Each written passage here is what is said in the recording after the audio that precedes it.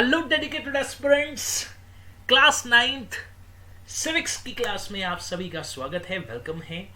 Class 9th में इस subject को सिविक्स कहें या आगे चलकर पॉलिटिकल साइंस का स्टूडेंट, एक ही बात है। आप सभी से रिक्वेस्ट रहेगी, क्लास को लाइक कर दीजिए, शेयर कर दीजिए और पासबुक को सब्सक्राइब कर लीजिए, क्योंकि आज से हम सिविक्स का कंप्लीट कोर्स जो है वो शुरू करने वाले हैं। और इससे पहले कि हम आगे बढ़े, थोड़ा सा एक इंट्रो ले लेते हैं सिलेबस का और सिविक्स किस तरह से एक इंपॉर्टेंट सब्जेक्ट है। Student, civics is all about our own country, that is our India. ये आप तस्वीर सभी देख सकते हैं, एक फोटो यहाँ पर दिखाई गई है, ये हमारे इंडियन पार्लियामेंट की है, ठीक है, आप सभी जानते हैं।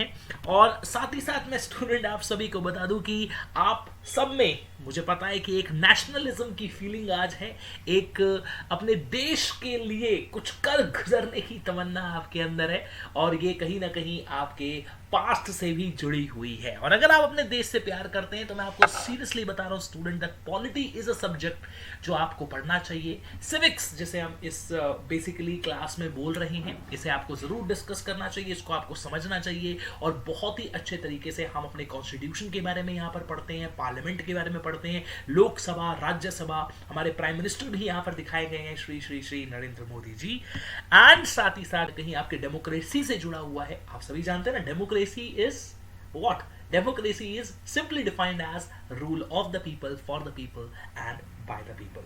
स्टूडेंट, हम डिस्कस करेंगे कि हमारा सिलेबस क्या रहेगा सिविक्स का। तो सबसे पहला chapter, what is democracy, why democracy.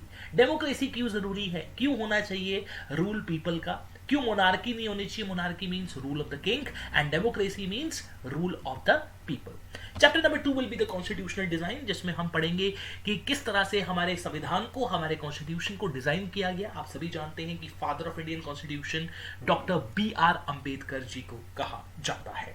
Chapter number 3 में हम अपने इलेक्शंस के बारे में पढ़ेंगे कि कंट्रीज में इलेक्शन किस तरह से होते हैं, क्या क्राइटेरिया रहता है, पोलिंग बूथ कैसे बनता है, क्या क्या कॉन्टेस्ट करने के लिए इलेक्शंस को एक मिनिमल रिक्वायरमेंट्स होती है, कैसे आप अपीयर हो सकते हैं to be a candidature in any political party.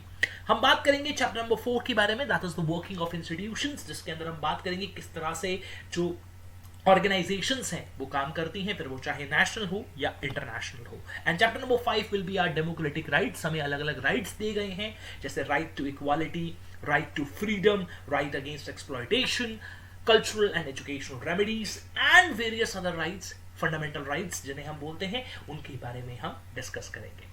मैं उम्मीद करूंगा कि आप नेक्स्ट क्लास में इसे बिल्कुल यहाँ पे ज्वाइन करने वाले हैं, क्योंकि बहुत ही अच्छे तरीके से सारे चैप्टर्स बिल्कुल फ्री ऑफ कॉस्ट पासबुक आपको प्रोवाइड कर रहा है। Thank you so much.